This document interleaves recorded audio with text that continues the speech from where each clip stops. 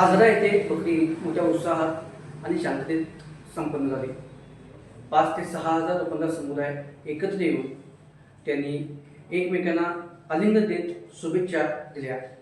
आणि विशेष म्हणजे इतक्या मोठ्या संख्येचा समुदाय एकत्र असून देखील कोणताही अनुचित प्रकार, दंगा किंवा गोंधळ घडला नाही.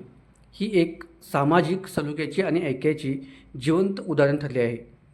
स्थानिक व्यापाऱ्यांच्या माहितीनुसार बकरी ईदच्या निमित्ताने देशभरात जवळपास 20,000 कोटी रुपयांची उलाढाल होते. यात प्रामुख्याने कापड, खाद्यपदार्थ, जनावरं, वाहतूक आणि इतर सेवा क्षेत्रांचा समावेश असतो. या काळात पोलीस प्रशासनाने अतिशय उत्तम नियोजन आणि दक्षता पाळत आपली जबाबदारी यशस्वीपणे पार पाडली.